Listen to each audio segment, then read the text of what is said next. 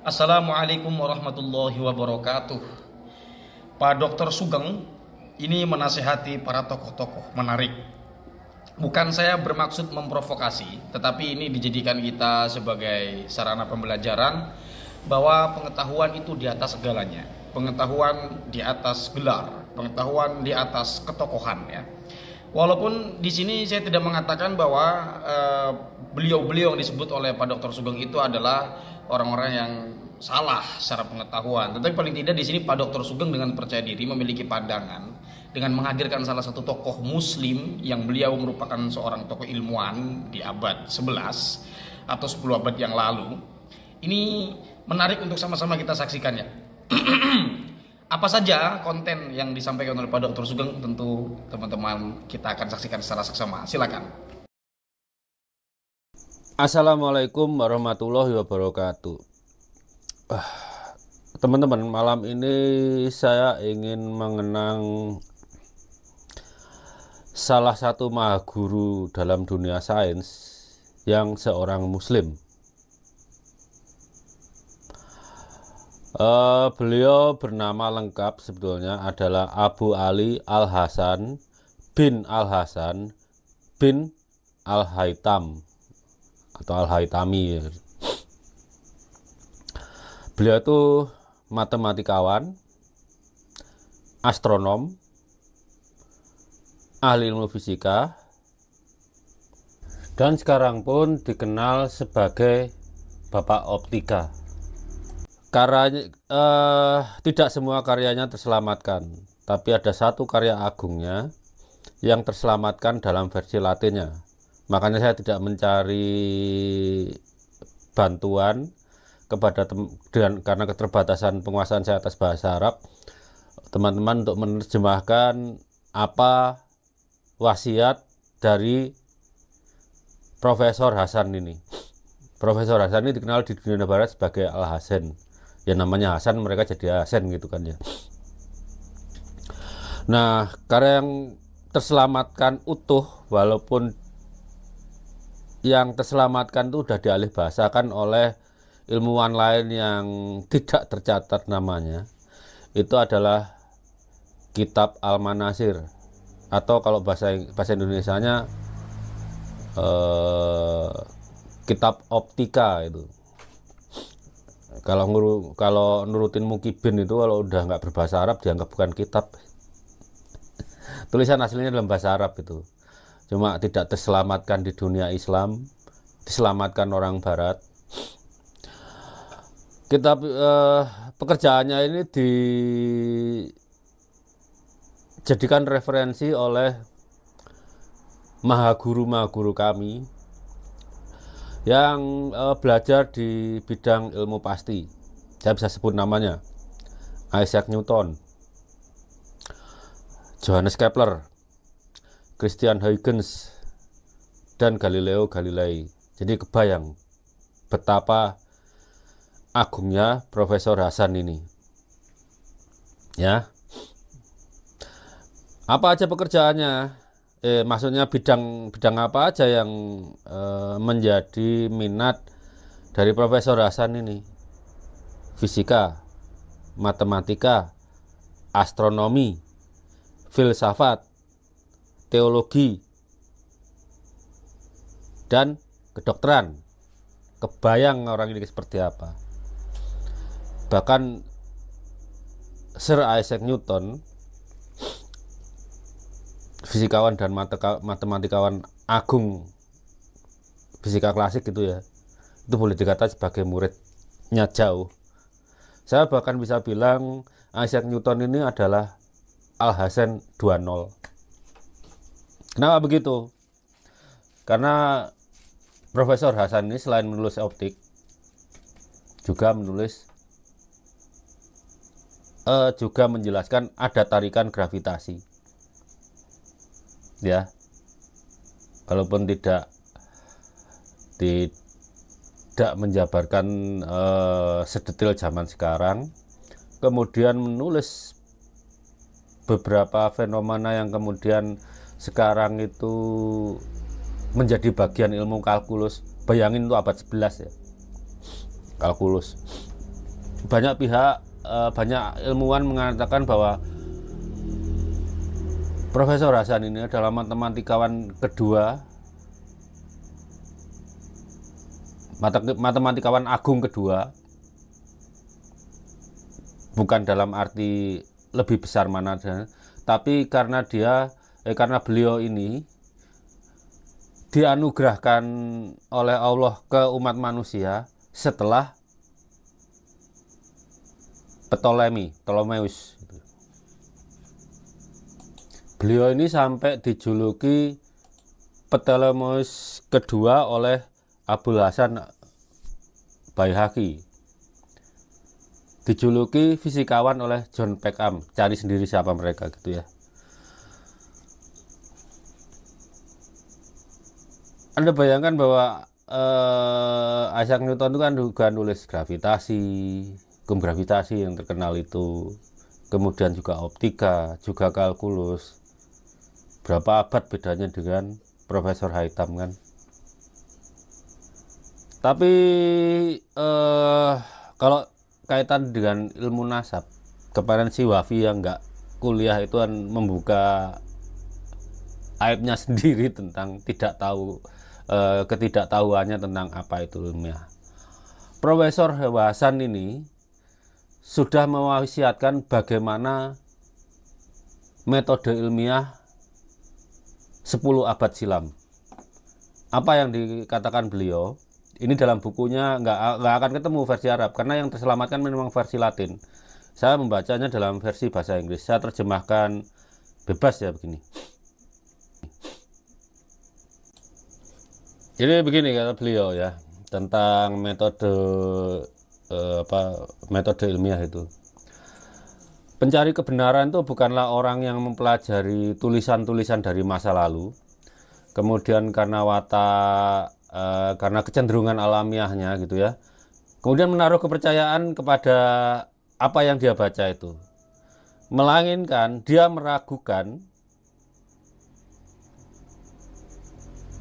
akan apa yang ia telah baca dan mempertanyakan apa saja yang dia telah baca. Orang itu memilih tunduk kepada argumen. Argumen itu kan berarti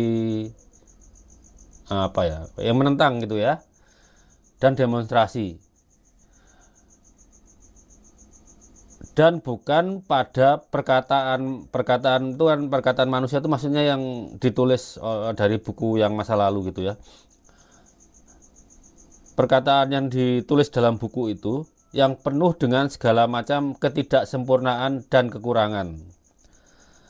Tugas dia adalah menyelidiki tulisan-tulisan yang tertulis di buku itu dari karya ilmuwan masa lampau gitu ya.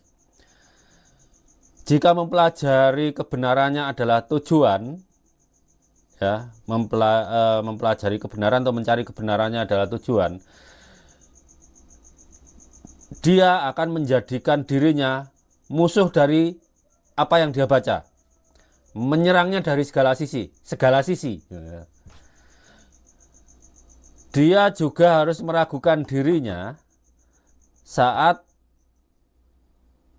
harus melakukan pemeriksaan yang sifatnya kritikal terhadap apa yang dia baca, sehingga ia menghindarkan dirinya jatuh ke dalam prasangka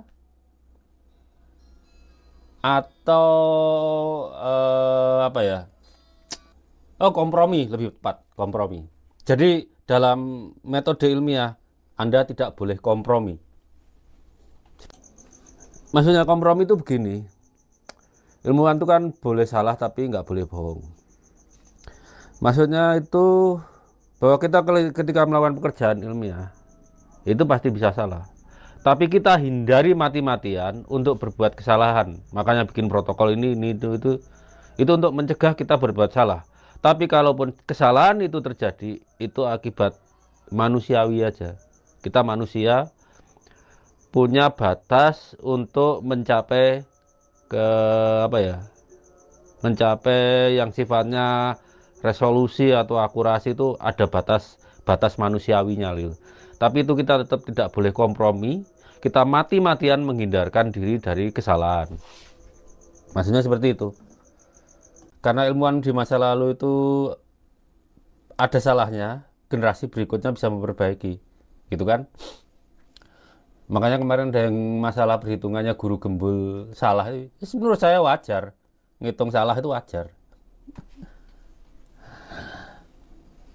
Nah, tapi ingat, poinnya begini,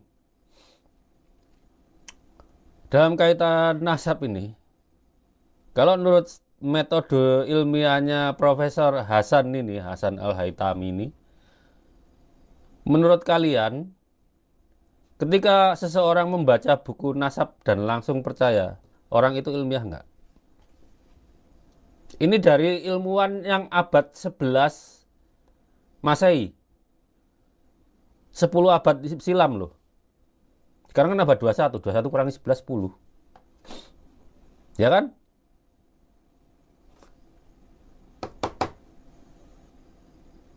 Itu, dan ingat, Profesor Hasan ini madhabnya Syafi'i, sama dengan orang-orang Indonesia sekarang, sama dengan Mbah Mun, sama dengan Mbah Hamid, sama dengan Mbah Nawawi. Sudah berpesan seperti itu. Kenapa dokter-dokter seperti Yahya Zainul Ma'arif, Fakhrur Razi, Abdus Somad, siapa lagi? Adi Hidayat udah dokter belum? Belum ya? Itu bisa langsung percaya nasab Ba'alawi tanpa mematuhi Profesor Haytham untuk mengujinya dari segala sisi. 11 abad yang lalu sudah diwasiatkan seperti itu. Kalian pengen tahu nggak penghargaan dunia terhadap Profesor Haytham ini? Ya, tahun 2015, masih baru loh itu. Direktur Dirjennya UNESCO, Irina Bokova, menjuluki Profesor Haytham sebagai Bapak Optika. Bayangin, 10 abad silam. Penghargaannya 2015. Kemudian beliau juga ada kawah di bulan yang dinamai Kawah Al-Hasan. Penghargaan dunia seperti itu. Asteroid nomor 59.239 itu dinamai Al-Hasan. Al-Hasan itu dari maksudnya Al-Hasan itu loh. Dan saya nggak bisa sebutin satu-satu. Itu salah satu matematikawan, fisikawan, terus filosof terbesar yang kita umat Islam miliki. Dan yang mengutipnya nggak tanggung-tanggung, mengutip karyanya Isaac Newton, Christian Huygens, Johannes Kepler, Galileo Galilei, Roger Bacon. Kebayang nggak? Ada orang-orang yang gelarnya doktor seperti Yahya Zainul Ma'arif, Abdus Somad, Fakhrur Razi, yang yakin nasab Ba'alawi klaimnya itu tanpa diuji dulu. Apakah benar secara historis, apakah benar secara biologis. Padahal Profesor Hasan Al-Haytami itu sudah mengingatkan metode ilmiah dari 10 abad silam. Apalagi itu tuh Rois Aam, organisasi yang namanya Kebangkitan Ilmuwan. Kalian tahu sendiri sikapnya seperti apa.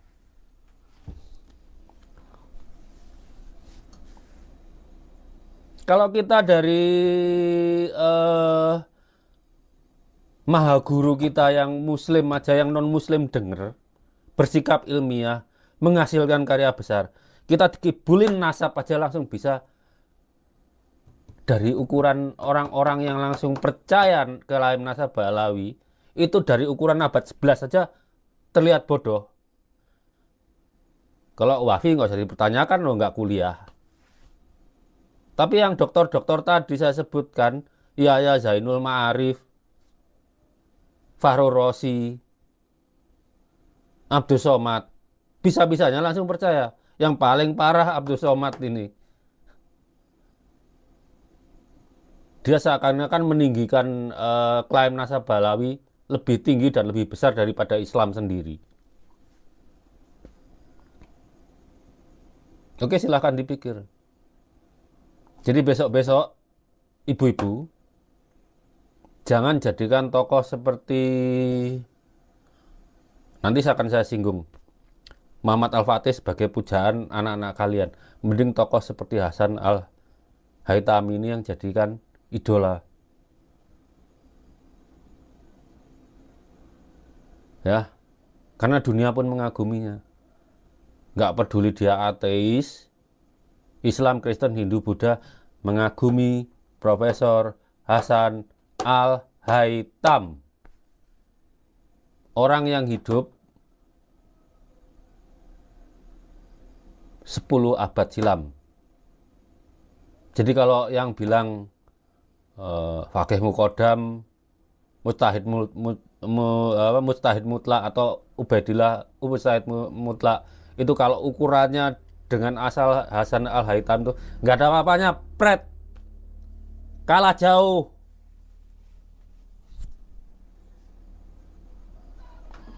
Saya yang hidup 10 abad berikutnya aja nggak mampu mengejarnya. Tapi kita bisa jadikan beliau ini idola anak-anak kita. Oke? Kita jadikan anak-anak kita sebagai muslim yang cerdas dan mencerdaskan. Jangan sampai kayak Awafi. Ini ada satu pesan lagi dari siapa tadi namanya, lupa saya.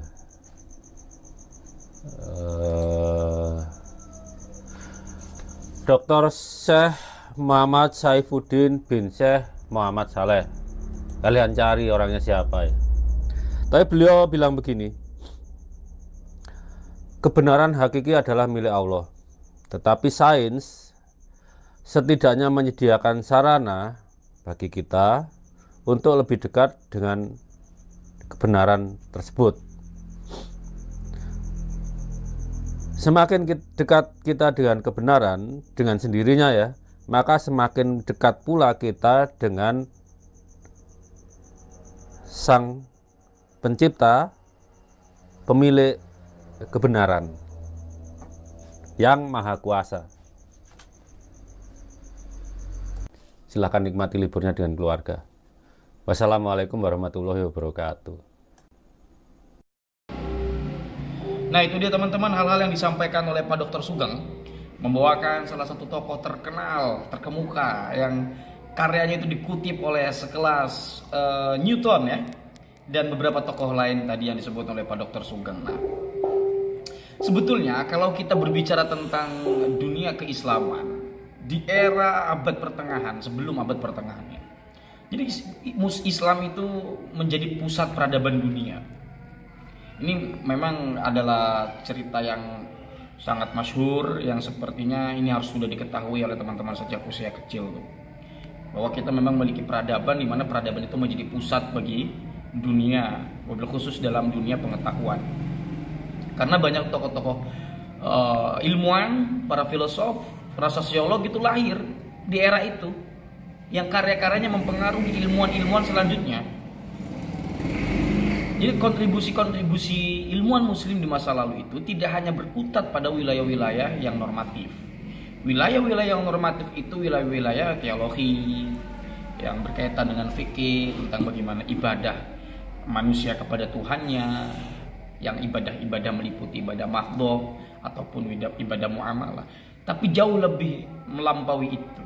Artinya ada ruang yang lain, yang kemudian ini kontribusinya mempengaruhi terhadap jalannya ilmu pengetahuan yang terus diteliti oleh manusia, sehingga Barat itu di abad 16, 17, 18, puncaknya 18 ketika banyak revolusi di sana.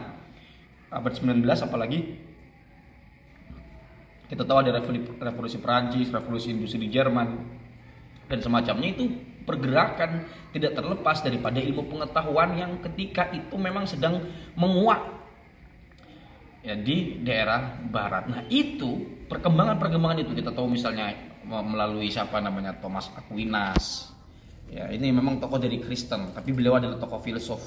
Kemudian Immanuel Kant dan teman-temannya itu ya, termasuk Gus Kom itu juga tidak terlepas daripada kalau kita runut itu para ilmuwan Muslim.